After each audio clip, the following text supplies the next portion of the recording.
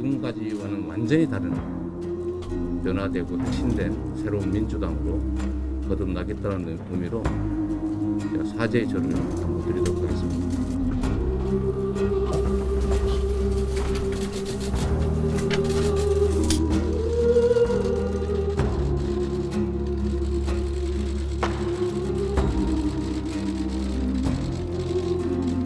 최대한 책임 처리, 신속 처리해내고 또 그게 어려운 점이 있다면 패스트트랙 등 관련 제도들을 활용해서 일괄 사퇴의 뜻을 함께 보았습니다.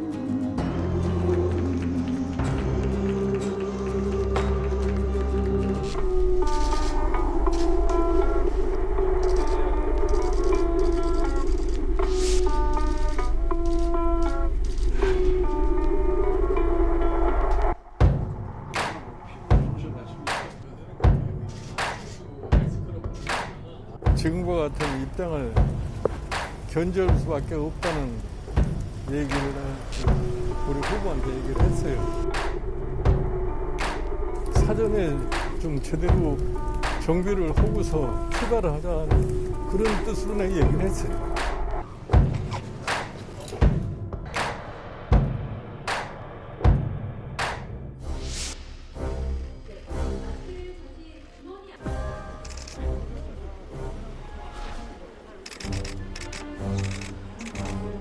오늘 그 총괄본부장 등 선대위 인선을 최고위에 의의하려고 합니다.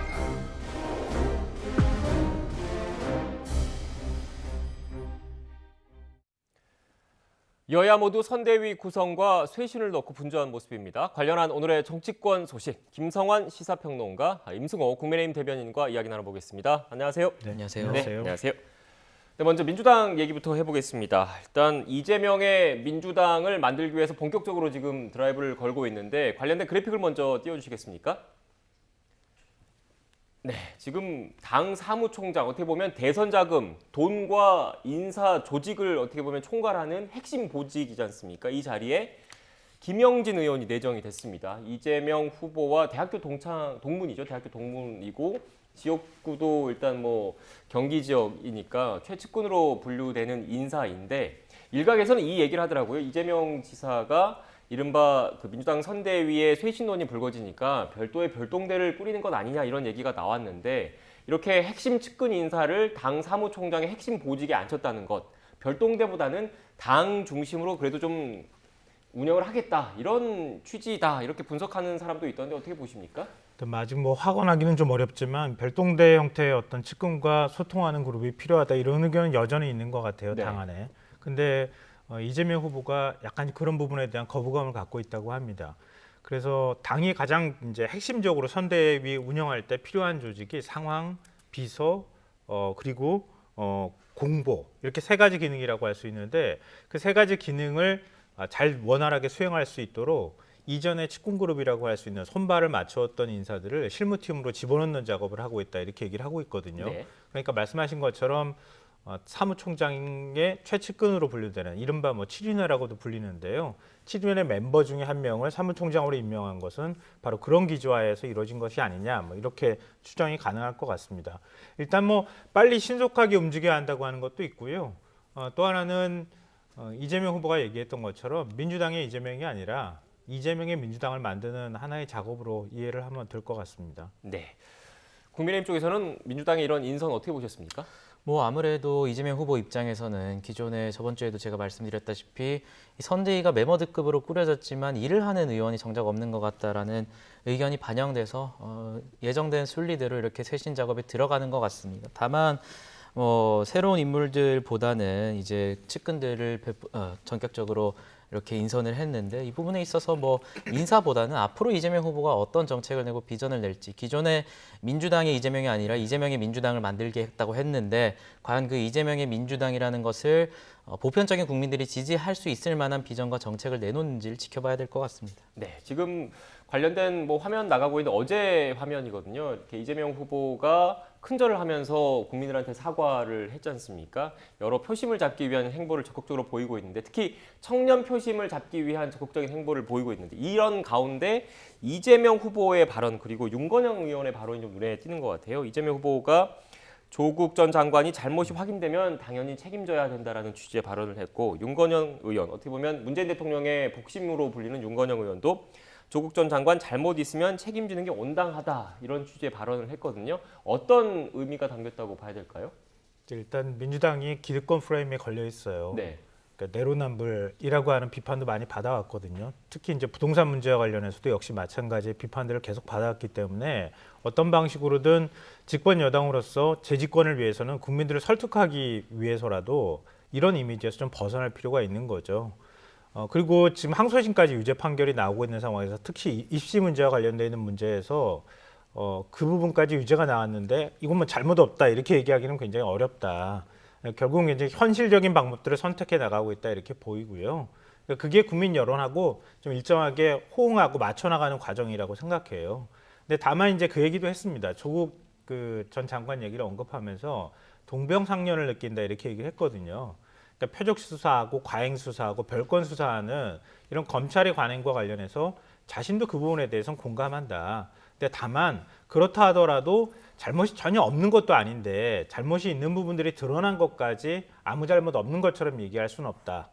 그 부분에 대해서는 어떤 방식으로든 인정하고 그리고 조국의 강을 건너서 다음번 정권 재집권을 위해서 가야겠다 이런 선택을 한 것으로 보입니다. 네, 지금 평론가님께서 민주당이 이른바 기득권 프레임에 걸려있다 이렇게 분석을 해주셨는데 관련해서 민주당 청년 선대위에 이름이 좀 눈에 띄더라고요. 그래픽에는 좀 준비되는 대로 좀 띄워주시고요. 일단 뭐 변화를 위해서 민주당 꼰대짓 그만해 위원회, 남혐, 여혐 둘 다 싫어 위원회를 만들겠다. 어떻게 보셨습니까? 상대당이지만. 뭐 위원회 이름이 일단 너무 길어서 사실 좀 기억하기 힘든 것 같은데요. 뭐 사실 이런 시도는 여당 야당 할 것 없이 기존에 많이 있어 왔습니다. 하지만 사실 저희 당 같은 경우에도 청년 조직이 굉장히 많이 이루어졌었지만 문제가 된 것은 결국에는 그 청년 조직이라는 한계에 부딪히는 지점이 많았습니다. 그래서 저는 뭐 이것은 단순히 여당을 비판하는 것이 아니라요. 이런 청년 조직을 별도로 떼가지고 그들에게 어떤 임무를 부여하게 되면 결국에는 이 청년위원회나 청년 조직에 속한 구성원들 입장에서는 이 청년 문제 이외의 문제들에 대해서는 적극적인 운신의 폭을 이룰 수가 없습니다. 그런 부분에 있어서는 저는 저희 당뿐만 아니라 여당도 청년 조직에 별도로 이렇게 떼어주는 식보다는 보다 중책에 청년들을 배치함으로써 진정성 있는 정책들을 보여주는 것이 중요하지 않을까 싶습니다. 네, 대변인처럼 대변인 자리에 젊은 그 대변인을 앉혀서 실제로 활동을 하게 해야 된다 이런 말씀이세요? 예, 그렇습니다. 근데 뭐 그건 또 정반대 얘기가 될 수도 있어요. 청년 선대위를 아예 기존 조직하고 별도의 선대위로 구성을 한다는 얘기거든요. 그만큼 중시한다는 의미이기도 하고요. 제가 어제 이제 인터뷰를 했어요. 그러지 않아도 청년 선대위 위원장한테 하고. 근데 얘기를 들어보니까 곧바로 후보하고 소통할 수 있어야 한다. 또 그렇게 하려고 한다 이렇게 얘기를 하고요. 또 하나는 이제 문제는 민주당에 항상 이제 지적돼 왔던 부분 중에 하나가 정책이나 어떤 공약을 내놓을 때 후보가 발언할 때 이 성인지 감수성과 함께 이 젊은 층의 감수성을 제대로 못 읽는다는 거예요. 그러니까 그래가지고 뭐 최근에도 SNS에 모 의원이 글 올린 게 상당히 좀 문제가 되기도 하고 그랬었잖아요. 그런 것처럼 청년이 무슨 생각하는지 이런 것들을 잘 모르고 뭔가의 발언이나 아니면은 글을 올리는 것 이런 것에 대해서 당내에서 견제하는 역할을 적극적으로 하겠다. 그러니까 그런 꼰대짓에 대해서 우리가 적극적으로 목소리를 내서 내부적으로 이런 것들을 하지 못하도록 하는 역할을 하겠다 이렇게 얘기를 하고 있고요. 네. 또 하나는 남혐, 여혐 둘 다 싫어 위원회 같은 경우에는 최근에 이제 페미니즘과 관련되는 얘기 계속 나온단 말이에요. 네. 여성과 관련되는 범죄 문제가 계속 부각이 되고 있고 실제로 여성들이 그런 부분에 있어서 많은 피해를 보고 있는 것도 사실인데 그걸 자꾸 페미니즘 논쟁으로 끌고 간다는 거죠. 이른바 이제 뭐 이준석 대표가 얘기하는 것처럼 이대남에 대한 어떤 표심을 의식해서 그렇게 가는 부분에 그냥 끌려가지 않도록 하겠다. 우린 그런 차원의 문제가 아니라 혐오의 차원의 문제가 아니라 누가 어떻게 차별받은 것이냐 그 차별을 좀 수평적으로 공평하게 만드는 것 차별을 해소하는 위원회 성격을 가져나가겠다 이렇게 얘기를 하고 있거든요. 좀 한편으로는 그런 문제에 있어서 청년들이 적극적으로 당내에서 목소리를 내고 정책적으로 일정 부분 관여하는 모습은 그렇게 나쁜 것은 아니라 이렇게 생각합니다. 네. 일단 또 어제 그 간담회가 열렸었지 않습니까? 민주당 주요 원내 지도부와 함께 이재명 후보가 정책 입법 과제에 대한 간담회를 열었는데 간담회 상당 부분이 지금 공개가 됐어요. 그 과정에서 좀 빨리빨리 속도를 내서 입법 드라이브를 걸어야 된다는 취지로 이재명 후보가 이렇게 얘기를 하니까 일부 의원이 여기에 대한 우려를 좀 표명한 게 있습니다. 지금 준비된 그래픽이 있는데요. 네, 기동민 의원이 밀어붙이는 것 아니냐. 한편에 또 다른 불협화음이나 공포도 있을 것 같다. 그러니까 자칫 이게 독단적으로 비칠 수도 있다라는 우려를 표명을 한 건데 어떻게 보셨습니까?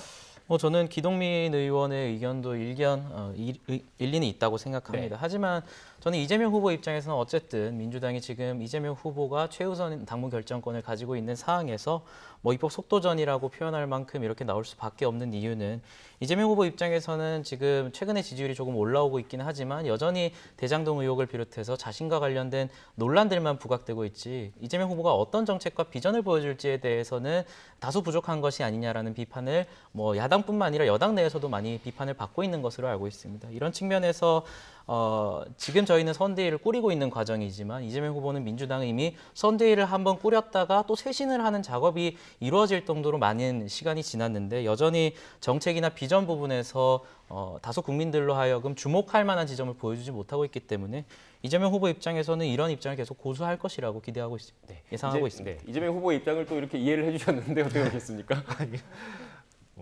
윤석열 후보의 정책이나 공약이 더 저는 궁금하다 이런 생각이 저희 들어요. 선대위를 꾸리고 있었습니다. 근데 그 민주당은 일단 좀 오만하다고 하는 프레임에서 벗어나야 네. 합니다. 국민들이 기존의 집권 여당이 오만할 때 심판하는 것이거든요. 근데 지금 심판하겠다고 하는 여론이 더 높은 상황 아니겠어요? 그래서 이재명 후보가 어제 큰 절을 올리기도 했다 이렇게 생각이 되고요. 가급적이면은 낮은 자세로 선거를 치러야 할 필요가 있다. 겸허한 자세로 선거를 치러야 할 필요가 있다. 이거는 민주당도 이해를 하고 있다 이렇게 생각하는데요. 근데 그거하고 지금 속도전을 펼치는 문제하고 상충할 수가 있잖아요. 그러니까 속도전을 펼치더라도 국민들의 공감을 얻는 것에 대해서 속도전을 펼쳐야 한다는 거죠.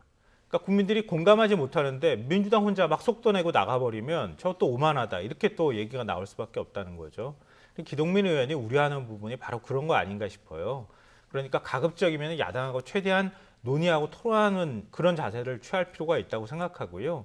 다만 예를 들어서 개발이익 환수제 같은 경우에 이거는 여야가 공이 걸리는 문제예요. 제가 볼 때는 대장동 문제에서도 야당이 끊임없이 공격해왔던 내용이기도 하고요. 민간업자들이 천문학적으로 개발이익 가져가는 거 이거 부당하다고 국민들이 다 생각하고 있는 거 아니겠습니까? 그런 개발이익 환수 문제도 있는 거고요. 윤석열 후보의 장모가 지금 양평에서 개발사업해서 800억 원대 수익 올리고 실제 100억 원 정도의 이익을 얻었다. 이런 얘기가 나오고 있는데 개발 부담금도 제대로 내지 않았다고 하는 사실이 뒤늦게 드러나는 거 아닙니까? 근데 100억 원을 벌어갔는데 개발이익 부담금을 한 푼도 내지 않았다. 그래서 지금 최근에 들어서야 1억 얼마를 지금 개발이익 부담금을 부과시켰다. 이런 얘기가 나오는 것. 이것 때문에 수사를 다시 받아야 된다는 얘기도 나오는데 이런 것처럼 최소한 부동산을 통해서 천문학적인 이익을 얻어가는 것, 그것은 곧 누군가가 그 이익을 대신할 만큼 돈을 내고 있다는 얘기도 되는 거잖아요. 예를 들면 입주자들이 돈을 내고 있다는 얘기가 되는 것이기도 하기 때문에 그런 부분에 있어서는 국민들의 공감대가 저는 있을 수 있다고 봐요.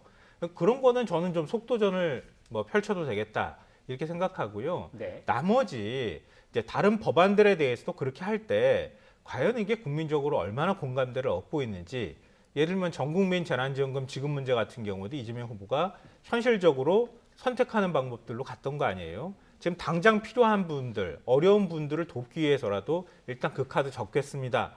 이렇게 한 게 오히려 더 좋은 반응을 저는 얻을 수 있다고 보는데 네. 나머지 부분들에 대해서도 같은 태도를 취할 필요가 있다. 최대한 국민들을 설득하고 공감을 충분히 얻을 수 있을 만큼의 노력을 한 뒤에 그 다음에 안 될 때 마지막에 선택할 수 있는 게 속도전이다 이렇게 생각합니다. 네, 윤석열 후보 장모 관련된 평론가님 말씀에 대해서는 반론이 있으실 것 같기도 한데. 개발이익과 관련해서 저는 개발이익 환수와 관련해서 그 개발이익을 취득하는 과정에서 불법적인 행위가 있었다면 그것을 당연히 처벌하고 환수하는 것에는 동의하지 않을 국민들이 없다고 생각합니다. 하지만 현재 민주당은 개발이익이라는 것을 자체를 악마하고 있는 것 같다라는 생각이 들기 때문에 과연 개발이익이라는 것을 어떻게 환수할지 또 어느 규모로 환수할지에 대한 논의는 분명히 있어야 된다. 된다고 보고요. 뭐 윤석열 후보의 장모 문제에 있어서도 윤석열 후보가 이제 입당 당시에도 또 밝혔듯이 장모 문제에 있어서 똑같은 원리를 적용하겠다라는 취지를 밝힌 바 있고, 과연 그 말씀하신 그런 의혹들에 있어서 윤석열 후보 자체가 어떤 역할을 했는지도 조금 분명히 해줄 필요가 있다라고 생각합니다. 네. 뭐 그 여주시청에 있었을 때 이제 그런 것들이 있었다. 뭐 그 관련성을 지금 뭐 추정이기 때문에 얘기하기는 어려울 것 같은데요. 다만 분명한 사실은 양평에 땅 개발할 때 그때 가족회사가 개발했잖아요. 그 가족회사에 김건희 씨가 주주로 들어가 있다는 거예요. 그럼 그 개발 이익도 김건희 씨한테 들어갔을 거 아니겠습니까? 그 부분에 대한 연관성이 있을 수밖에 없기 때문에 이 사건들이 주목될 수밖에 없다고 생각합니다. 네, 일단 뭐 이 부분에 대해서는 현재 의혹 수준의 단계이기 때문에 앞으로 어떻게 뭐 수사 당국의 수사가 진행되는지 아니면 그 추후 절차가 좀 있을 거지 않습니까? 그렇기 때문에 단정적으로 말씀드리긴 좀 그럴 것 같고, 이 부분은 이 정도 선에서 일단 좀 마무리를 좀 해야 될 것 같고요. 일단 뭐 이재명 후보가 본격적으로 정책 행보를 지금 이어가고 있는 모습은 지금 계속 보이고 있습니다. 오늘 같은 경우에는 군대 성폭력 피해 여성들을 만났다고 하는데 관련된 녹취를 듣고 오겠습니다. 주로는 남성 군인들에 의해서 벌어지는 일인데 이 생각을 좀 바꿔야 될 것 같아요. 일단은 이게 심각한 인권 문제고 중대 범죄다. 그리고 반드시 발각돼서 엄정한 처벌을 통해서 내 인생 자체가 좀 다르게 될 수도 있다는 생각을 하게 하는 것, 이게 중요한 것 같고, 두 번째는 피해자들이 제대로 신고하고 또 이 처벌이나 사후 조치에 대해서 신뢰할 수 있게 해주는 게 중요하겠다는 생각이 듭니다. 네. 뭐 관련돼서 녹취를 좀 들었는데 지금 제가 좀 질문을 드리고 싶은 게 또 이게 좀 논란이 불거진 게 있어요. 이재명 후보가 지금 글을 올린 것 중에 자신 변호사 시절에 자신의 일가 중에 데이트 폭력 중범죄를 저지른 가족이 있었는데 여기에 대해 변호를 했답니다. 여기에 대해서 일단 피해자 측에 사과를 했어요. 어떻게 보셨습니까? 지금 최근에 이제 계속 벌어지는 사건과 관련해서 이재명 후보가 스스로 사실 고백을 한 거라고 볼 수 있잖아요. 그런 부분에 대해서 나중에 언젠간 또 국민의힘에서 공세를 취할 가능성이 있기 때문에 미리 먼저 얘기하는 게 낫겠다 이렇게 얘기했던 측면도 있는 것 같고요. 또 하나는 사실 이렇게 말씀드리면 어떻게 받아들일지 모르겠지만, 그러니까 어느 집에나 사실 그 어떤 사건에 연루되는 사람들이 가족 중에 한 명이 나오는 경우가 있어요. 근데 변호사가 그 가족에 있는 경우가 굉장히 그렇게 많지는 않잖아요, 우리 사회에서. 그러니까 그런 경우에는 친인척 간에 부탁을 받아가지고 변호를 받는 경우도 사실 있어요. 저도 개인적으로 그런 상황을 보기도 했었고요. 그러니까 그런 부분에 대한 상황은 저는 좀 이해가 될 수 있는 측면은 있다 이렇게 생각이 되는데, 다만 지난번에 이제 조폭을 변호했다 뭐 이런 이제 그 공방이 일어나고 또 공세가 있어서 조폭 얘기가 끊임없이 따라다녔던 것처럼 이번 건 같은 경우에도 언젠간 또 다시 이런 문제가 나올 가능성은 있었을 거라고 보거든요. 그러니까 차라리 오히려 속 시원하게 자기의 문제를 얘기해버리고 미리 얘기를 했다. 미리 얘기하고 그 다음에 그 부분에 대해서 진정성 있게 다가가려고 하는 모습을 취하는 게 나중에 어떤 들어올 공사나 이런 것들을 미리 막는 그런 효과로 이어질 수도 있다고 생각합니다. 네. 예, 사실 이 부분에 있어서 수개월 전에 제가 논평을 쓴 바 있습니다. 네. 이 부분을 좀 알아봤는데요. 이 부분 같은 경우에는 이재명 후보는 데이트 폭력 중범죄라고 얘기를 했지만 사건의 실상을 들여다보면 이 조카라고 불리는 인물이 전 여자친구와 전 여자친구의 모친을 약 20회씩 찔러서 살해한 굉장히 끔찍한 사건입니다. 그래서 데이트 폭력 범죄라기보다는 살인 사건, 중범죄로 부르는 것이 마땅하다고 보고요. 다만 저는 그때 당시에서도 논평에서 지적했던 바와 같이 변호사가 변호를 하는 행위 자체는 저는 비판하고 싶지 않습니다. 아무리 흉악한 범죄인이라도 변호를 받을 수 있는 권리가 있다는 것은 우리 법이 명시하고 있는 것인데, 다만 이재명 후보는 이 사건에 있어서는 심신미약에 따른 감형을 주장했는데 2018년에 김성수 씨 사건 같은 경우에는 정신질환에 의한 감형을 굉장히 높은 강도로 비판한 바 있습니다. 그래서 저는 이 부분에 있어서는 이재명 후보가 조금 확실하게 할 필요가 있다. 과연 이 조카 살인 사건을 변호한 이재명 변호사의 입장이 과연 정신질환과 관련해서 그 입장을 가져가는 것인지, 아니면 그때부터 생각이 바뀌어서 김성수 씨 사건처럼 이런 정신질환 감형을 자제해야 된다는 것이 대선 후보로서의 입장인지에 대해서 국민 앞에 조금 더 명확히 밝힐 필요가 있다고 생각합니다. 네, 그러니까 아무리 범죄자라도 변호받을 수 있는 그런 권리가 있기 때문에 변호한 것 자체를 지금 문제 삼는 게 아니라 변호한 이유, 그리고 그 지금 정확하게 이 데이트 폭력과 관련한 입장이 무엇인지를 좀 구체적으로 밝혀달라 이런 말씀이신 예, 건가요? 그렇습니다. 어떻게 네, 아니 보십니까? 뭐 심신미약에 관한 부분들은 최근 몇 년 사이에 굉장히 시끄럽고 사회적으로 이런 것들을 인정해서는 안 된다, 감경사회가 돼서는 안 된다 이런 여론들이 공감대가 이루어진 거잖아요. 근데 이건 과거에 있었던 일이란 말이에요. 근데 그때는 사실은 심신미약에 의해서 감형을 받는 경우가 적지 않았던 것도 사실입니다. 근데 지금은 이미 제도 자체가 그게 그 심신미약으로 감경받는 게 쉽지 않은 제도가 만들어져 버린 상황이니까 그거에 대해서 어떻게 생각합니까? 라고 얘기할 때 뭐 이재명 후보 입장에서 당연히 안 됩니다. 이렇게 얘기할 것은 뭐 너무 너무 확연하다고 생각하고요. 근데 그게 핵심 쟁점이 되지는 않는 것 같아요. 제가 볼 때는. 그러니까 우리 사회에 이런 뭐 예를 들면 교제 살인이나 이런 방식처럼 계속 뭔가의 그 여성들을 상대로 한 범죄들이 계속되고 있고 또 그게 뭐 예를 들면 스토킹 범죄가 중범죄로 가는 현상들이 계속 발생하고 있다. 여성들이 범죄에 취약하다고 하는 것 자체를 부정해서는 안 된다고 생각하고요. 그런 문제들을 어떻게 그러면은 우리 사회에서 대안을 만들어서 바꿔나갈 것이냐 이런 거에 좀 집중해서 얘기를 할 필요가 있겠다고 생각돼요. 그걸 젠더 이슈나 이렇게 끌고 가지 않았으면 좋겠어요, 저는. 네, 알겠습니다. 일단 또 이 얘기를 해봐야 될 것 같아요. 그 선관위에서 민주당 대선 후보 경선 후원금 모금에 관련한 내역이 좀 나온 게 있는데 지금 또 주목하는 이유가 지금 최근에 이재명 후보와 관련해서 변호사비 대납 의혹이 불거졌고 이 변호사비 대납 의혹과 관련해서 모 회사가 연루된 건 아니냐 이런 얘기가 계속 나왔는데 지금 나가고 있지만 이 모 회사가 이 쌍방울이라는 회사로 일단 지목이 되고 있고 이 쌍방울 고위 관계자들이 이재명 후보에게 고액의 후원금을 냈다라는 의혹이 지금 후원금을 낸 것으로 일단 파악이 됐거든요. 어떻게 보셨습니까? 뭐 제가 쌍방울 측의 해명을 보니까 이제 개인 차원에서 후원금을 낸 것인데 회사와는 관련이 없다 이런 해명을 했던데요. 사실 국민들 입장에서는 이해하기 어려운 부분이 있는 것 같습니다. 변호사비 대납 의혹과 관련해서 저희 당에서도 고발한 바가 있는데 마침 그 회사가 이렇게 고액의 후원금을 다양한 임원들이 했다는 것은 국민들이 봤을 때는 과연 이게 이재명 후보나 쌍방울 측에서 단순한 우연의 일치다라고 하고 넘어가기에는 조금 의혹의 수준이 높아지고 있는 것 아닌가라는 생각이 들고요. 뭐 저희가 이미 고발을 한 바 있으니 검찰이나 경찰의 수사 당국의 수사 결과를 지켜봐야겠지만 이 부분에 있어서 이재명 후보의 명확한 입장도 필요하지 않나 생각합니다. 네, 평론가님 그런데 이재명 후보 같은 경우에는 경기도 국정감사에서 변호사비 대납 의혹과 관련해서 해명은 했잖아요. 자기 증권사 거래 내역이라든지 네. 얼마 냈다는 것까지 일단 밝혔다는 점을 참고로 말씀을 드리고 어떻게 보십니까? 그러니까 우리 요즘에 뭐 내로남불 이렇게 많이 얘기하잖아요. 민주당에서 있었던 일들에 대해서는 또 국민의힘에 비슷한 공격을 하고 국민의힘에 대해서는 민주당이 비슷한 공격을 한다는 거죠. 그러니까 왜 이렇게 공교롭게 이런 일이 벌어집니까? 이런 식으로 만약에 정치적 공세를 펼친다고 하면 아마 윤석열 후보 가족과 관련해서 대장동 의혹과 관련해서 굉장히 많은 의혹들을 아마 똑같이 받아야 되는 상황일 거예요. 뭐 예를 하나 들자면 윤석열 후보 부친의 집을 왜 김만배의 누나가 사줬는가?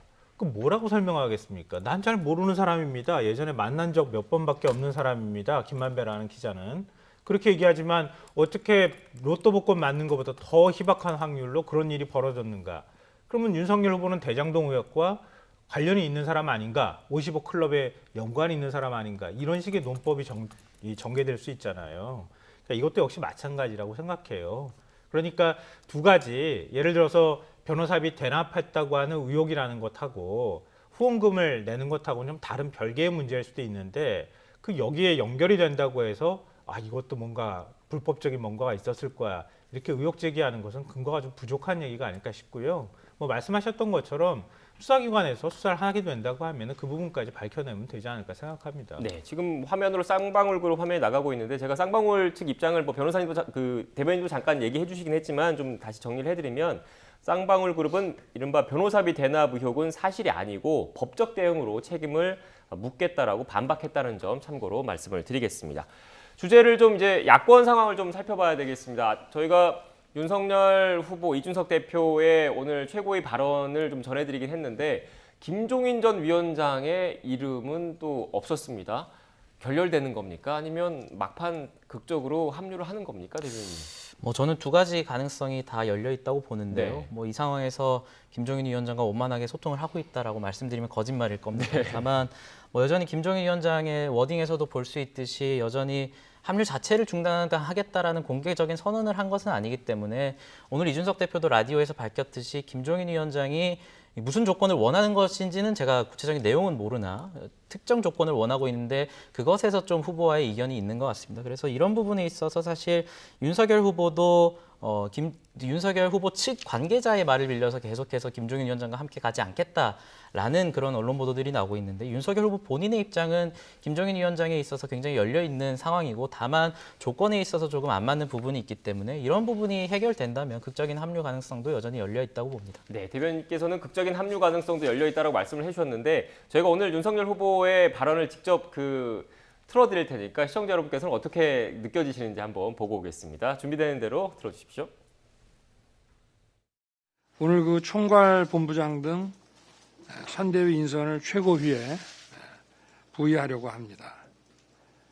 그리고 선거운동이 더 지체돼서는 좀 곤란하고 지금 1분 1초를 아껴가면서 우리가 이제 뛰어야 될 그런 상황이고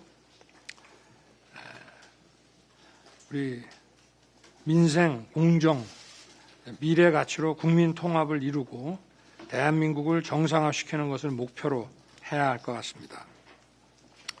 또 중도와 합리적 진보까지 아우르는 모습을 통해서 민주당과는 다른 모습을 보여드리고자 합니다. 또 과거 보수정당에 몸을 담지 않았던 분들, 사회적 약자를 위해 오랫동안 일해오신 분, 또 이 정부가 망가뜨린 공정 상식을 회복하기 위해 노력하신 분들을 삼고초려해서 모시겠습니다. 네, 이른바 외부 인사들 삼고초려해서 모시겠다라고 얘기를 했는데 이 모시겠다는 분, 삼고초려하신 분 중에 김종인 전 위원장이 포함될 수도 있고 또 반대로 김종인 전 위원장이 좀 꺼려하는 것으로 알려지고 있는, 보도되고 있는 뭐 김병준 전 위원장이라든지 김한길 전 대표를 얘기하는 것일 수도 있고 약간 주기적인 표현이 담겨 있을 수도 있을 것 같은데 평론가님께서는 어떻게 보셨습니까? 일단 좀 피곤해요. 네, 너무 오랫동안 이 문제 끌어왔어요. 그러니까 지켜보는 국민들도 피곤하고요. 윤석열 후보 입장에서도 계속 이 상태 끌고 가는 것은 안 될 거라고 생각합니다. 그러니까 선대위 빨리 출범시켜서 그래도 윤석열 후보도 역시 미래에 대한 정책이나 비전들을 제시하지 못해왔잖아요. 그동안에. 그런 모습들을 빨리 보여줄 필요가 있는 거죠. 근데 총괄선대위원장 자리 하나 누구한테 줄 거냐 말 거냐 가지고 계속 이렇게 줄다리기를 하는 모습은 그렇게 썩 보기 좋아 보이지는 않다고 생각하고요. 뭐 사실 국민의힘을 거의 노골적으로 지지해왔던 한 보수신문이 오늘 아주 특이하게도 사설을 썼어요. 사설로 네. 이 문제를 비판했어요. 사설 제목이 72세 선대위로 무엇을 보여주겠다는 건가 이거였어요. 이게 그러니까 미래보다 과거 색채가 강한 인물들을 다 넣어놓고 지금 과연 어떤 모습을 보여주려고 이렇게까지 피곤하게 서로 간에 힘겨루기 하고 다툼을 벌이느냐 이제 이런 것들에 대해서 질책을 한 모습을 보면서 이 부분에 대해서는 여론이 안 좋긴 안 좋구나. 이 신문이 이렇게까지 비판할 정도라면 하는 생각을 했는데요. 그러니까 뭐 김종인 전 비대위원장 입장에서는 미련이 끊임없이 있기는 한 것 같아요. 제가 볼 때는. 과거 같았으면 벌써 다 내치고 나 안 한다고 그냥 끝내고 잠적해버렸을 것 같아요. 근데 끊임없이 만나주고 뭘 하고 있다는 얘기는 본인 스스로가 말한 것처럼 뭐 별의 순간 뭐 이렇게 얘기했던 것처럼 그런 걸 계속 하고 싶어하는 욕심은 있는 것 같은데 만약에 이 상황에서 김 전 위원장 때문에 뭘 못한다면 안 되는 거니까 일단 자리 비워두고 출발한 다음에 저는 김 전 위원장이 생각할 때 조만간 또 여론이 한번 뒤집어질 때가 올 것이다. 그러면 나라는 존재를 다시 또 찾아올 때가 있지 않을까 하는 생각을 또 하고 있지 않을까 또 싶거든요. 네. 그러니까 지금 당장은 아니더라도 자리 비워둔다면 다시 또 그때 가서 김 전 위원장한테 읍소하면 그때는 마지못해 오는 거 아닌가 하는 생각도 해보기도 합니다만 이것도 어디까지나 상상일 뿐인 것 같습니다. 네. 저는 지금 대변인께는 지금 시청자 여러분이 가장 궁금해할 만한 것들을 좀 질문을 드릴게요. 먼저 일단 그 총괄 선대위원장 자리, 김종인 전 비대위원장 자리는 비워두고 1차적으로 좀 본부장급은 인선을 했습니다. 관련된 그래픽을 좀 띄워주시겠습니까? 네, 지금 보시는 것처럼 이준석 대표, 김병준 전 위원장, 김한길 전 대표가 이렇게 선대위원장급에 있고요. 밑에 또 본부장급이잖아요, 대표님. 김주호영 의원, 원희룡 전 제주지사 등 이렇게 어떻게 보면 중진급들이 다 포괄이 돼 있는데 이거 외에 이제 지금 김종인 전 총괄 자리가 지금 비어 있는 거지 않습니까? 이것과 관련해서 이준석 대표가 오늘 한 라디오에서 이런 취지의 발언을 했어요. 김종인 위원장이 없이 해야 된다면 다른 총괄을 세울 수도 있다 이런 발언이 있었는데 대변인도 확인하셨죠? 어떤 의미입니까? 예, 뭐 저는 이준석 대표의 언급 그대로 받아들이면 될 것 같고요. 사실 김종인 위원장의 역할이라는 것은 굉장히 중요할 수 있습니다. 하지만 아까 앞서 평론가님께서도 말씀하셨듯이 윤석열 후보가 지금 선대위가 빨리 출범해야 본격적으로 공약을 국민들에게 보여주고 지지율을 다시 한번 끌어올릴 수 있는 동력을 삼을 수 있는데 지금 선대위 구성을 가지고 솔직히 한 2주 정도 지연을 시키고 있는 것은 지지율에도 그렇게 좋은 영향을 미칠 것이라고 기대하지 않습니다. 그렇기 때문에 총괄선대위원장직을 만약에 김종인 위원장이 고사를 한다면 저희 당 입장에서는 다른 인물을 세울 수밖에 없는 것이고 또 김종인 위원장의 경륜만큼이나 그러한 경륜을 보충해 줄 수 있는 인물들이 당내에 충분히 있다라고 판단하기 때문에 뭐 누구를 특정해서 총괄선대위원장으로 대신 세우겠다라는 발언을 한 것은 아니고요. 모두에게 닫혀 있지도 않고 특정 인물을 어떤 염두에 두고 한 발언은 아니라는 점 말씀드리겠습니다. 네. 지금 추가로 하나 더 질문 드릴게요. 네. 또 그 이준석 대표의 라디오 인터뷰 중에서 그 민주당 쪽에서 김종인 전 위원장을 물밑 접촉했다 이런 보도가 최근 나왔는데 이것과 관련해서 사실이다 이런 발언을 한 것 같습니다. 맞습니까? 그러니까 물밑 접촉이라는 게 되게 뭔가 뭔가 음모적인 그런 게 있을 수도 있다라고 느껴질 수 있을 것 같은데요. 사실 이준석 대표의 그 라디오 발언을 보면 만난 것은 사실이나 사실 뭐 여당 의원이든 야당 의원이든 김종인 위원장 입장에서는 인사치레로 만날 수 있는 거 아니겠습니까? 다만 그런 만남에서 어떠한 내용이 오갔는지가 중요한 것 같은데 뭐 이준석 대표의 발언 같은 경우에는 거기서 무슨 민주당을 가겠다 이런 발언을 한 것이 아니라 다소 그냥 인사치레로 한 모임이기 때문에 그렇게 큰 의미를 둘 필요가 없다라는 발언을 했습니다. 네, 김종인 전 위원장 합류하지 않는 것에 대해서 어떤 방식으로 좀 물타기를 하려고 하는가 이런 생각 드는데요. 민주당 내에도 김 전 위원장하고 손발을 맞췄던 사람들이 있어요. 네. 뭐 예를 들면 박용진 의원의 경우에도 굉장히 그 김종인 위원장 부부하고도 잘 만나고 얘기를 종종 하고 있는 것으로 알고 있거든요. 그러니까 박용진 의원뿐만 아니라 다른 의원들이나 뭐 제가 볼 땐 청와대에 있는 인사도 김 전 위원장하고 이전부터 친하게 지냈던 인사들도 있다고 알고 있어요. 이재명 후보와도 좀 친분이 있지 않습니까? 김종인 전 위원장 같은 경우는. 네. 그러니까 자연스럽게 그런 만남들을 계속 가져오는 걸 가지고 이게 만약에 뭐 예를 들어서 국민의힘 가지 마십시오 이러면서 바지가랑이 붙들고 우리 당으로 오십시오 이렇게 얘기했다고 하는 것은 좀 김 전 위원장이 국민의힘에 합류하지 않는 것을 좀 합리화하기 위한 얘기로 흘리는 거 아닌가 싶은 생각이 들어요. 네, 알겠습니다. 마지막으로 이 질문만 드릴게요. 그 각자 어떻게 보면 이제 후보들이 확정이 되고 본격적으로 뛰고 있기 때문에 부인들의 활동은 언제쯤 시작될 것인지에 대한 관심이 좀 크고 쏠리고 있는데 윤석열 후보의 부인 김건희 씨는 언제쯤 공개석상에서 활동을 할까요? 뭐 아직 선대위가 꾸려지지 않은 상황에서 김건희 씨가 등장해야 된다라는 의견이 있는 것은 좀 부적절하다고 네. 봅니다. 그리고 실제로도 이재명 후보의 부인분 같은 경우에는 사실 이재명 후보가 성남시장이나 지사를 거치는 과정에서 소위 정치적인 언어라고 하는 것에 조금 익숙하신 분이고 그런데 이제 김건희 씨 같은 경우는 윤석열 후보도 마찬가지로 입당한 지가 얼마 안 되기 때문에 이제 언론들을 대하는 태도나 그런 부분에 있어서 사실은 주변에 코칭이 필요한 것도 사실이로 보입니다. 그렇기 때문에 뭐 이준석 대표도 언급했듯이 배우자의 어떤 등장 시기나 등장 역할에 대해서 굳이 어떤 스테레오타이핑을 해서 이때 무조건 등장해야 된다라고 말씀드리는 것은 다소 부적절한 것 같습니다. 네, 결국 선대위가 꾸려져야지 뭐 한다고 하는데 선대위가 지금 언제 꾸려질지에 대해서 좀 지켜봐야 될 것 같은데요. 배우자 네. 후보 배우자가 나오는데 굳이 배우자 포럼 같은 것까지 만들어가지고 이렇게 뭐 사전에 훈련까지 시켜서 이렇게 해야 되는 건지 잘 모르겠어요. 자연스럽게 그건 국민들께서 비춰지는 모습으로 판단하는 문제인데 만약에 민주당에서 민주당 후보의 배우자가 안 나왔다고 하면은 제가 볼 땐 국민의힘에서 바로 공격했을 거예요. 아니 그분 어디가 있습니까? 이렇게 얘기할 거거든요. 그나마 지금 공격을 덜 받고 있는 거라고 생각해요. 그러니까 늘 하는 얘기지만 네. 나중에 대통령 영부인이 될 사람인데 얼굴도 제대로 못 보고 어떻게 선거 치를 거냐 이런 거죠.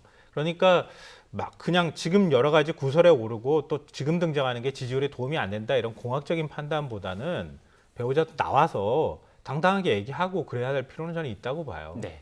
시간이 다 돼서 마무리하려고 했는데 대변인께 또 반론의 기회를 좀 예, 드리고 이건 마무리해야 제가 될 좀 것 같아서. 반론을 드려야 될 것 네. 같아서 뭐 배우자 포럼 같은 경우는 사실 일부 언론에서는 해석하길 김건희 씨를 위한 포럼이다 이렇게 해석을 하고 있지만 네. 사실 그 내용을 보면 이제 의원들의 배우자분들이 포럼을 형성하는 것이기 때문에 그것을 단순히 김건희 씨를 코칭하기 위한 포럼이다라고 해석하는 것에는 저는 동의할 수 없고요. 뭐 민주당 측에서 만약에 이렇게 이재명 후보의 부인이 늦게 등장했다면 저희가 공격하지 않았겠느냐라고 말을 하고 있지만 물론 그런 공격이 있을 수는 있지만 저는 개인적으로 배우자에 대해서 등장하지 않는다고 해서 물론 당연히 본선 이전에는 등장을 해야겠지만 그런 부분에 있어서 배우자를 과도하게 공격하는 것은 아무리 대통령 후보자의 가족이라 하더라도 여야 모두 지양해야 되지 않을까 싶습니다. 네, 반론 충분히 하셨죠? 예. 네, 알겠습니다. 마무리하겠습니다. 네, 지금까지 김성환 시사평론가, 임승호 국민의힘 대변인과 전국 현안에 대한 이야기 나눴습니다. 오늘 말씀 고맙습니다. 감사합니다. 네.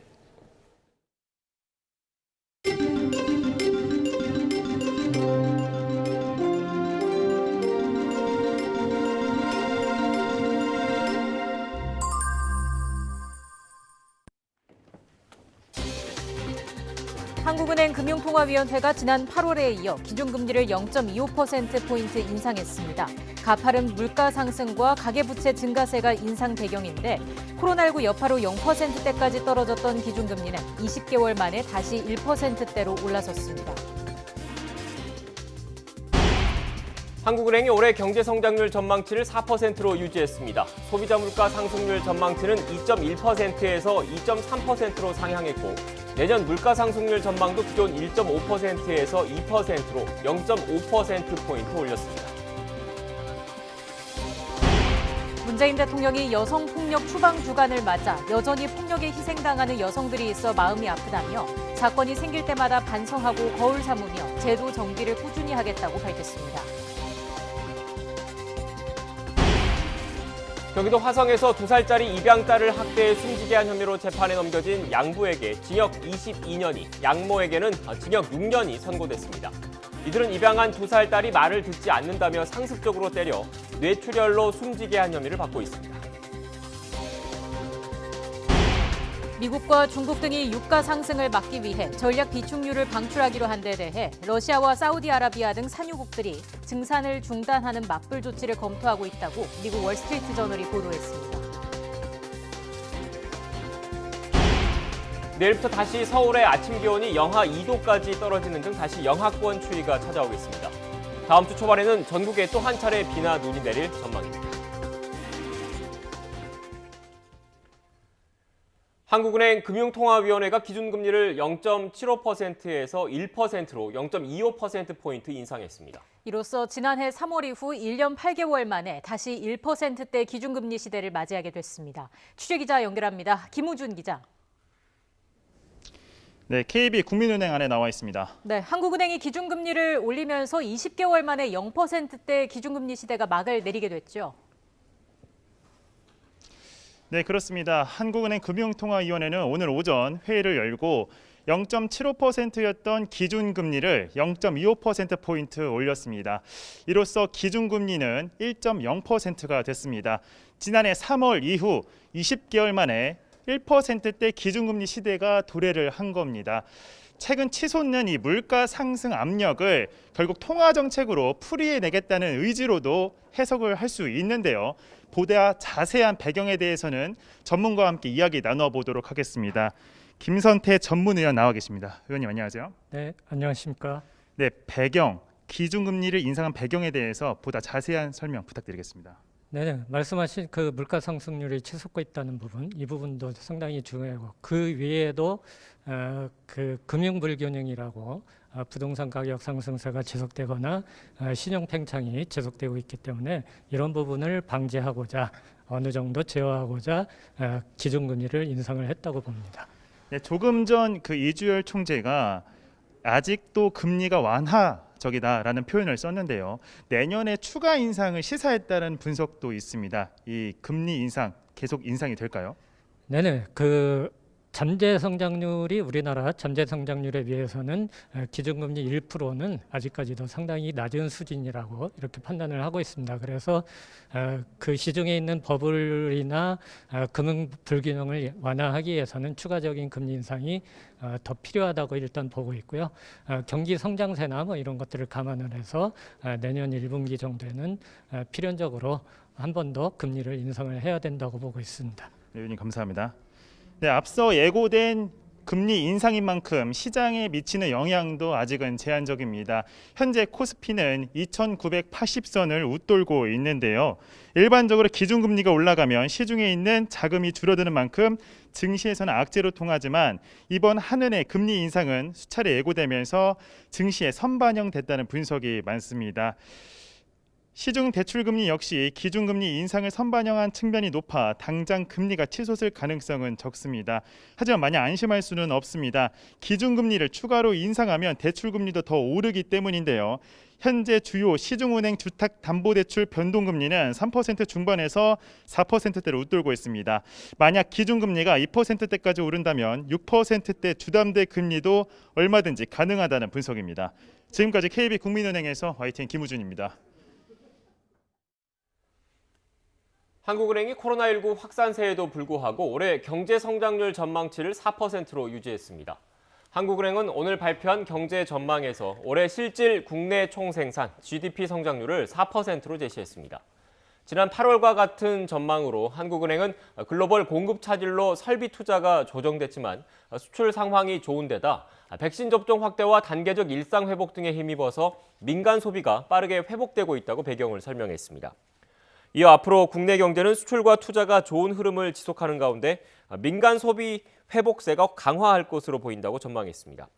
연간 소비자 물가 상승률 전망치는 2.1%에서 2.3%로 0.2%포인트 올랐습니다.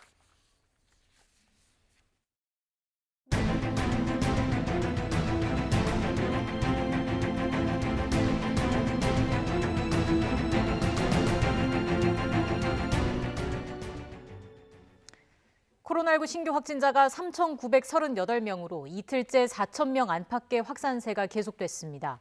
하루 전보다 177명 줄긴 했지만 역대 두 번째 규모를 기록했습니다. 확산세에 고령층 환자가 늘면서 피해도 속출하고 있습니다. 위중증 환자는 하루 새 26명이 늘어서 현재 612명으로 또 역대 최다입니다. 위중증 환자가 연일 최다로 올라서면서 사망 규모도 커지고 있습니다. 어제 하루 39명이 숨져 국내 사망 누적은 3,401명에 달합니다. 신규 사망자 39명은 4차 대유행 이후 최다로 코로나19 발생 이후로는 두 번째 규모입니다. 피해가 커지면서 의료 여력 확보에 비상이 걸렸는데 특히 환자가 집중된 수도권 상황이 심각합니다. 수도권 환자는 3,112명으로 국내 발생의 79.4%를 차지했습니다. 비수도권 비중은 20.6%로 충남과 부산 등을 중심으로 감염이 확산했습니다. 확진 규모와 피해를 최소화하기 위한 백신 접종은 1차 접종률이 82.5%, 접종 완료율은 79.3%입니다. 어제 오후 5시 기준으로 수도권 중환자 병상 가동률은 83.9%로 전날보다 0.2%포인트 높아졌습니다. 특히 서울이 85.5%를 기록하며 전날보다 0.9%포인트 낮아진 가운데 경기와 인천이 각각 82.7%와 81%를 보였습니다. 경기도는 전날보다 1.5%포인트 높아졌습니다. 전국 중환자 병상 가동률은 71.5%로 전날보다 0.5%포인트 높아졌습니다. 김부겸 국무총리는 수도권만 놓고 보면 의료 대응 여력이 거의 소진된 상황에 처했다며 재택치료 확대 등 앞으로 대처 방안을 논의하겠다고 밝혔습니다. 김 총리는 오늘 일상회복지원위원회 회의에서 단계적 일상회복의 첫걸음을 뗀 지 4주가 지나고 있지만 온기를 제대로 느낄 새도 없이 방역 상황이 급속히 악화하고 있는 게 현실이라며 이같이 말했습니다. 대전시는 어제 하루 동안 코로나19 확진자가 50명 늘었다고 밝혔습니다. 서구에 있는 한 산후조리원에서는 그제 종사자 1명이 확진됐고 이후 접촉자 69명에 대해 벌인 전수검사에서 신생아 2명과 종사자 2명이 추가로 양성 판정을 받았습니다. 최초 확진자는 그제 확인된 종사자의 자녀였고 다른 종사자의 가족 1명도 감염이 확인됐습니다. 미국이 백신 접종에도 불구하고 올해 코로나19 사망자 수가 지난해 사망자 수를 넘어섰습니다. 낮은 접종률이 주요 원인으로 꼽히고 있는데 백악관 수석 의료고문은 부스터샷도 반드시 맞아야 한다고 강조했습니다. 보도에 이종수 기자입니다. 미국 질병통제예방센터 CDC에 따르면 현지 시각 23일 기준 올해 코로나 사망자 수는 38만 6,233명, 지난해 38만 5,343명을 추월했습니다. 미국 전체 사망자 가운데 코로나로 숨진 사람이 차지하는 비중도 지난해 11%에서 올해 13%로 커졌습니다. 올해 코로나 사망자 수는 더 늘어날 것이 확실시되고 있습니다. 올해 말까지 한 달 넘게 남은 데다 지역 보건당국이 CDC에 코로나 사망자 현황을 보고하는데 시간이 걸리기 때문입니다.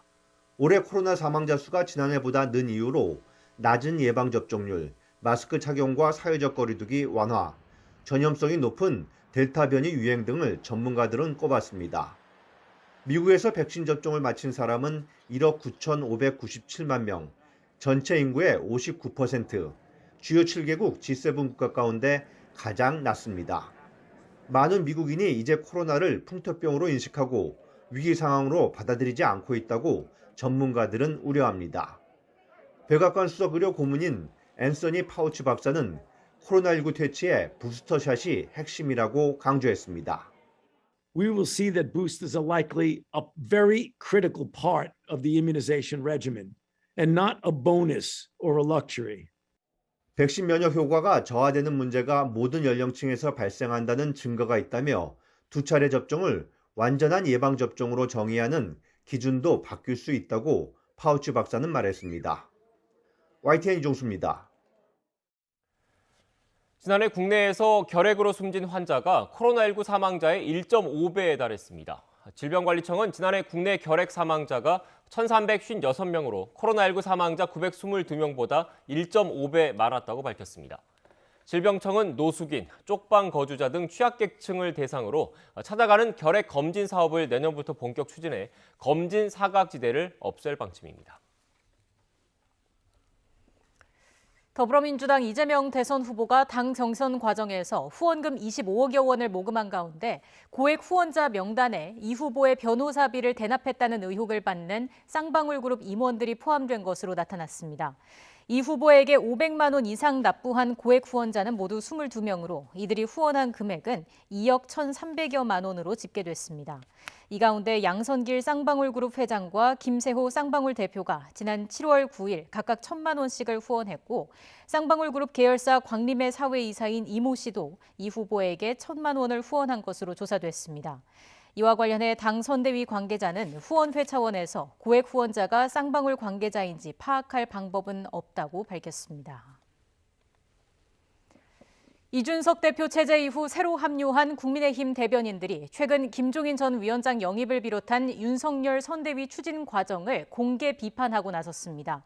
임승호 대변인은 어젯밤 SNS에 솔직히 요즘 당 상황을 보고 있으면 답답하다며 불과 몇 개월 전만 해도 활력이 넘쳐나던 신선한 엔진이 꺼져가는 느낌이라고 적었습니다. 이어 매일 선대위 명단에 오르내리는 이름이 당원과 국민에게 어떤 신선함과 감동을 주느냐며 상대 후보는 연일 눈물을 흘리고 넙죽 엎드리는데 많은 분이 쇼라고 침 한 번 뱉고 말겠지만 솔직히 자신은 무섭다라고도 적었습니다. 신인규 상근 부대변인도 SNS를 통해 이미 선거는 다 이긴 듯한 모습이고 전략은 전혀 보이지 않는다면서 2030 청년 유권자들의 마음이 심각하게 떠나가는데 국민의힘은 어떤 노력을 하고 있는가라고 지적했습니다. 양승태 전 대법원장 시절 사법농단 의혹으로 재판에 넘겨진 현직 판사 3명에 대해 무죄가 확정됐습니다. 대법원은 오늘 공무상 비밀 누설 등의 혐의로 기소된 신광열, 조의연, 성창호 부장판사의 상고심 선고 공판에서 검사의 상고를 기각하고 무죄를 선고한 원심을 확정했습니다. 재판부는 국가 기능에 위험이 발생한다고 볼 만한 특별한 사정이 인정되지 않는 한 이들의 행위는 비밀 누설에 해당한다고 볼 수 없다고 판단했습니다. 앞서 이들은 지난 2016년 이른바 정은호 게이트 사건 당시 판사들을 겨냥한 수사를 막으려고 영장 전담 재판부를 통해 검찰 수사 상황 등을 수집한 뒤 법원 행정처에 보고한 혐의로 재판을 받아왔습니다. 화물연대가 오늘부터 사흘 동안 총파업에 들어가면서 물류 대란 우려가 커지고 있습니다. 민주노총 화물연대는 오늘 오전 전국 16개 지역 본부별로 총파업 출정식을 열어 총파업을 진행했고 모레는 정부와 여당을 규탄하는 결의대회를 열 예정입니다. 이에 따라 국토교통부는 자가용 화물차의 유상 운송 허가와 대체 수송 차량 확보 지원 등의 내용을 담은 비상 수송 대책을 시행하기로 했습니다. 긴급한 운송이 필요한 화주나 운송업체는 국토부에 연락하면 대체 수송 차량 등의 지원을 받을 수 있습니다. 병원 내 괴롭힘, 이른바 태움 의혹이 일고 있는 을지대 병원에서 간호사들이 고된 노동은 물론 제대로 된 대우를 받지 못했다는 증언이 줄을 잇고 있습니다.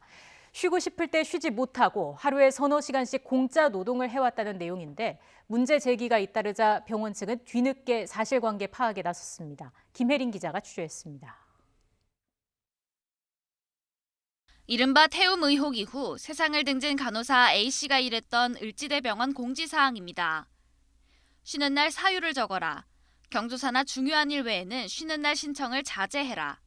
다른 직원들과 겹치거나 앞뒤로 쉬는 날을 정하지 말라는 등 조건이 매우 까다롭습니다. 어렵게 조건을 맞춰 쉬는 날을 정해도 마음이 편치 않습니다. 선생님이 또 장난처럼 한 말이 야 너 쓰리오프 썼어? 막 이러면서 쓰리오프 썼더라 막 이러면서 그래서 이런 거 쓰는 것도 진짜 더럽고 치사해서 안 쓴다 해서 저는 입었다가 안 썼었거든요. 이렇게 마음 편히 쉬지 못하는데도 제대로 된 수당을 받지 못했다는 증언까지 나옵니다. 매일 3-4시간씩 초과 근무를 하는 게 다반사였는데 수당은 일부만 받거나 아예 받지 못했다는 겁니다.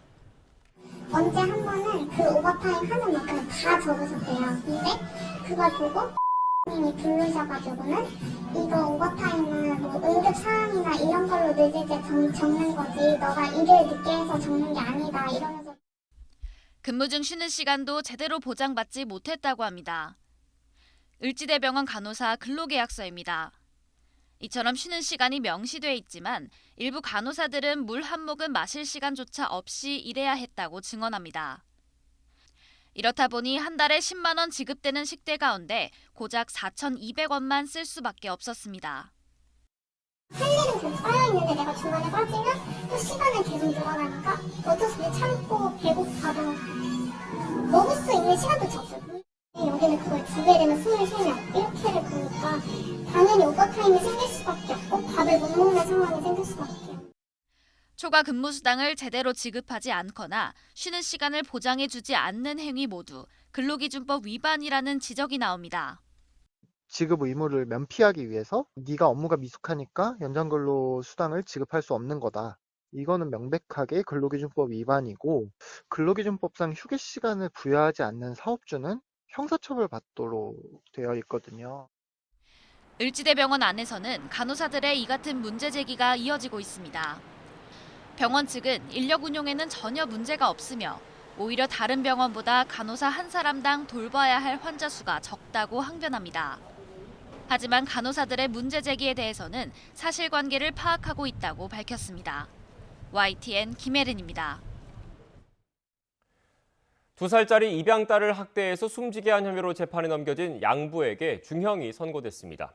수원지방법원은 아동학대 살해 혐의로 기소된 양부 30대 서모 씨에게 징역 22년을 선고했습니다. 또 아동학대 치사 혐의로 재판에 넘겨진 양모 최모 씨에 대해서는 징역 6년을 선고했습니다. 양부 서 씨는 지난 4월 중순부터 5월 초까지 모두 6차례에 걸쳐서 입양딸 2살 A양이 말을 듣지 않고 고집을 부린다는 이유로 구두주걱과 손 등으로 여러 차례 때린 혐의를 받고 있습니다.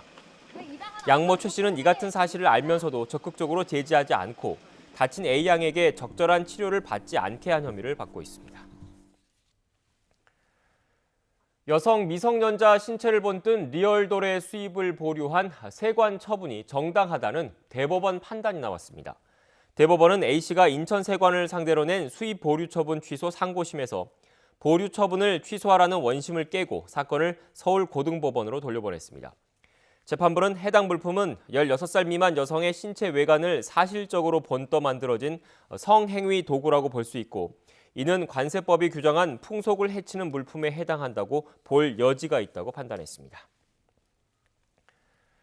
국내 유명 데이팅 앱을 해킹해서 회원 정보를 빼돌리고 유포한 해커가 구속됐습니다. 서울경찰청은 정보통신망법 위반과 공갈 등의 혐의로 26살 남성 A씨를 구속했습니다.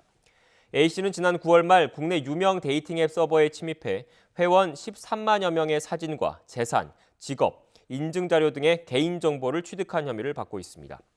또 회원 정보를 유포하겠다면서 피해 업체 측에 가상자산 25억 원을 요구하고 국내외 커뮤니티 사이트 등의 회원 21명의 개인 정보를 유포한 혐의도 받고 있습니다. 문재인 대통령은 여전히 폭력에 희생당하는 여성들이 있어서 마음이 아프다면서 제도 정비를 꾸준히 하겠다고 밝혔습니다. 문 대통령은 오늘 두 번째 여성폭력 추방주간을 맞아서 SNS에 올린 글에서 완벽한 제도란 없을지 모르지만 사건이 생길 때마다 반성하고 거울 삼으며 끊임없이 나아가야 한다면서 이같이 적었습니다. 미국의 블랙 프라이데이 행사로 올해 연말에도 해외 직접 구매가 늘어날 것으로 보입니다. 저렴한 가격이 매력적이지만 배송이 늦어지거나 주문이 취소되는 경우도 있어서 주의가 필요합니다. 보도에 박홍구 기자입니다. 해외 직접 구매 사이트들이 블랙 프라이데이 할인 행사를 앞세워 고객들을 유혹하고 있습니다. 최근엔 배송이나 구매를 대행하는 국내 업체도 늘어 경쟁이 치열합니다. 보통은 직구를 하실 때 배송 추적이 국내로 들어오기 전까지는 안 되는 경우가 많잖아요. 저희는 그 시간이 굉장히 짧기 때문에 배송 추적이 쉽고. 블랙 프라이데이가 있는 11월부터 연말까지는 해외 직구 수요가 급증하는 시기입니다. 지난해의 경우 1월부터 10월까지 한 달 평균 해외 화물은 1년 전보다 34%만 늘었지만 11월과 12월은 2배 이상 증가했습니다. 이처럼 해외 직구 수요가 연말에 몰리면서 11월과 12월에 접수된 소비자 상담은 최근 3년간 모두 6,600여 건으로 집계됐습니다. 특히 배송 지연과 판매자에 의한 일방적 주문 취소에 대한 피해 상담이 많아졌습니다. 사업자가 배송을 연기하다가 한 1, 2개월 뒤에 일방적으로 주문을 취소하고 환급을 하는 경우가 있습니다. 이런 경우에는 할인 가격으로 다른 물건을 살 수 있는 기회 자체를 잃게 됐기 때문에 이 또한 소비자 피해로 볼 수 있습니다. 하지만 주문 취소로 발생하는 시간적, 금전적 기회비용은 보상이 어렵습니다. 따라서 직구 피해를 보지 않으려면 큰 폭의 할인율을 앞세운 광고를 보고 구매를 성급하게 결정하지 않는 것이 중요합니다. 또 물건을 사기 전에 사업자 정보와 구매 후기를 통해 판매자의 신뢰도를 확인하고 배송 현황을 자주 점검하는 것이 좋다고 소비자원은 지적했습니다. YTN 박홍구입니다.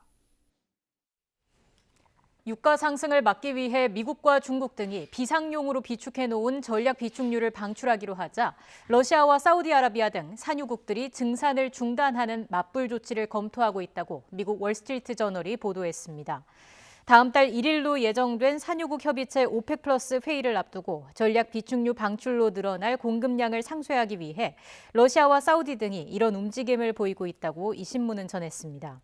이들은 비축유 방출이 공급 과잉을 불러와 유가 하락을 불러올 것이라는 입장이지만 사우디와 대립 관계인 아랍에미레이트와 쿠웨이트 등은 증산 중단에 반대하고 있다고 월스트리트 저널은 보도했습니다. 미세 플라스틱은 바다를 돌며 해양 생물에 타격을 준 뒤 결국 사람의 건강까지 위협합니다. 그런데 몸에 들어온 미세 플라스틱이 소화기관뿐 아니라 빠른 시간 안에 온몸으로 퍼진다는 사실을 국내 연구진이 동물 실험을 통해 세계 최초로 알아냈습니다. 양회영 기자가 보도합니다. 매년 1,000만 톤이 넘는 미세 플라스틱이 전 세계 바다로 들어가 해류를 따라 순환합니다. 이 미세 플라스틱은 먹이 사슬을 통해 결국 인체에도 위협이 됩니다. 세계 자연기금에 따르면 사람이 음식물을 통해 일주일 동안 섭취하는 미세 플라스틱의 양은 평균 5g, 신용카드 한 장 정도입니다. 그런데 국내 연구진이 미세 플라스틱이 체내에 흡수된 지 1시간이면 전신에 퍼진다는 사실을 동물 실험을 통해 세계 최초로 밝혀냈습니다. 미세 플라스틱에 방사성 동위원소를 붙여 촬영해보니 섭취한 지 1시간 후부터 혈액을 따라 위와 장은 물론 심장과 폐, 생식기와 뇌까지 전신으로 퍼져나갔습니다. 음식물 소화기관인 위와 장에서는 가장 많은 양이 확인됐는데 24시간이 지난 뒤 대부분 빠져나갔습니다. 하지만 해독 기능을 맡고 있는 간에서는 시간이 갈수록 오히려 미세 플라스틱 양이 더 늘어나 초기 1시간에 확인된 양보다 48시간이 지난 시점에 5배나 많이 확인됐습니다. 방사성 동위원소와 팩 기술을 활용하면은 마우스를 죽이지 않고 시간대별로 추적 관찰을 할 수가 있고 그렇기 때문에 우리가 주입한 먹인 미세 플라스틱이 어떻게 체내에서 흡수되고 분포되어 나가는지를 시간대별로 관찰할 수 있는 장점이 있어서 연구진은 생쥐와 사람이 체격 차이가 있는 만큼 체내에 퍼지는 시간은 달라질 수 있지만 미세 플라스틱이 소화기관 이외에 다른 기관에 퍼진다는 것은 입증이 됐다고 밝혔습니다. 이번 연구는 미세 플라스틱이 단 한 번의 경고 투여만으로도 전신에 퍼진다는 것을 확인했다는 점에서 의의가 있다고 연구진은 설명했습니다. 또 앞으로 미세 플라스틱이 장기별로 어떤 영향을 미치는지에 대해서도 추가 연구를 이어간다는 계획입니다. YTN 사이언스 양호영입니다.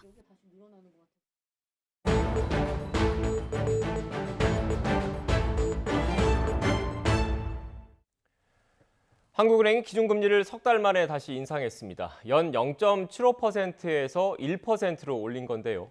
코로나 사태 이후 찾아왔던 0%대 금리 시대 1년 8개월 만에 막을 내렸습니다. 기준금리를 올린 배경과 기대 효과, 조태현 기자와 함께 짚어보겠습니다. 안녕하세요. 안녕하세요.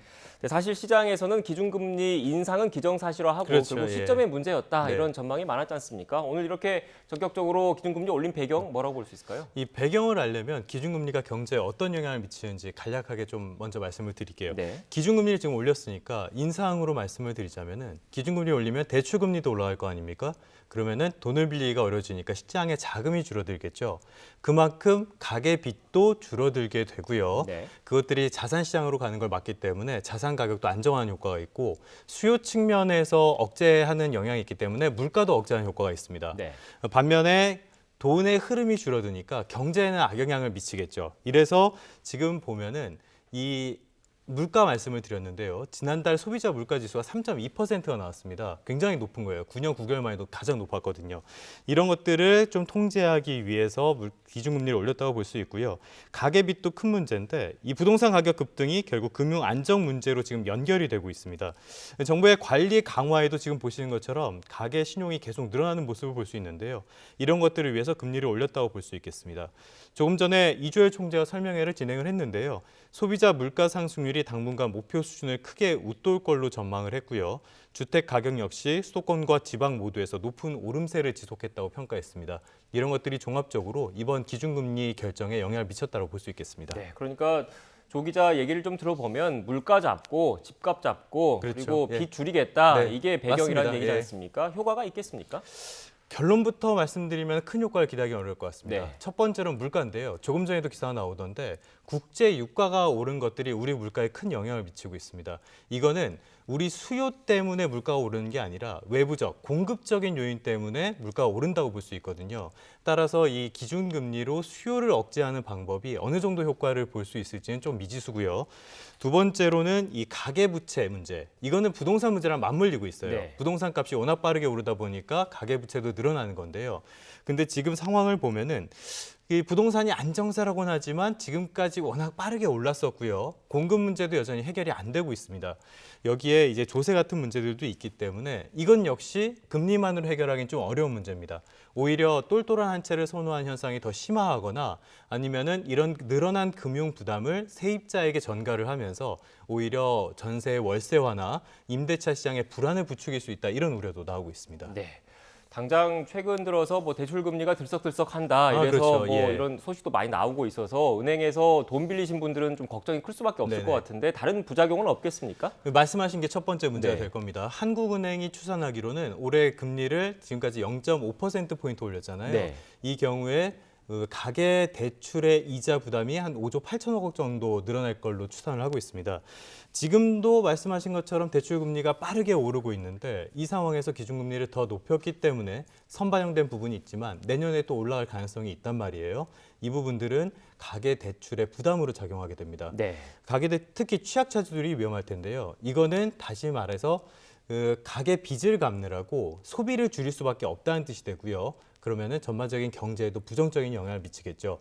그리고 금리를 올린 것들은 투자나 이런 것들에도 영향을 미치기 때문에 경기에는 약간의 타격을 줄 수 있습니다. 물론 이주열 총재의 설명이나 이런 것들을 봤을 때 현재 1% 금리도 절대 높다고는 할 수 없는 수준이지만요. 내년에 추가 인상까지 있기 때문에 부작용이 어느 정도 현실화될 가능성도 염두에 둬야 될 것 같습니다. 네.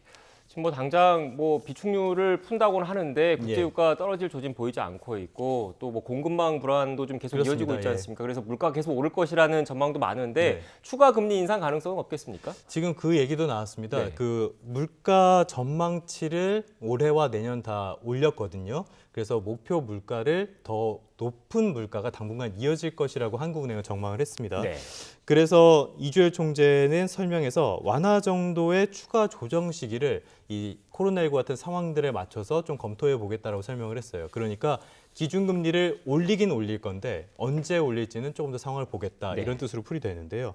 일단 시장에서는 내년 초쯤에 기준금리를 한 번 올리고 하반기에도 올려서 한 두세 차례 정도 올리지 않겠냐, 이런 전망들이 나오고 있습니다. 그래서 한 연 1.75%까지 올릴 수도 있다, 이런 전망이 나오는데요. 일단 최소한 1.25%까지는 올라갈 게 거의 확실해 보입니다. 네. 근데 위에 말씀드렸던 듯이 경기에 대한 부담 작용이 있고요. 취약차주 문제들이 있기 때문에 이 시점을 고민하는 것이 한국은행의 고심이 계속 이어지지 않을까, 이렇게 전망해 볼 수 있겠습니다. 네, 알겠습니다. 미국 연준에서도 기준금리 인상 움직임이 계속 나오고 있기 때문에 네네. 고민이 좀 더 깊어지지 않을까 싶습니다. 지금까지 경제부 조태현 기자와 함께 이야기 나눴습니다. 오늘 말씀 고맙습니다. 감사합니다.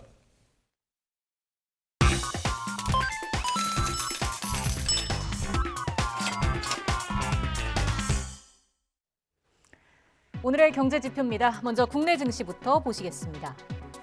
먼저 코스피 2,980선 초반대에서 움직이고 있습니다. 오늘 한국은행 금융통화위원회가 기준금리를 인상했지만 이미 예견됐던 것으로 그 영향은 제한적인 것으로 보이고요.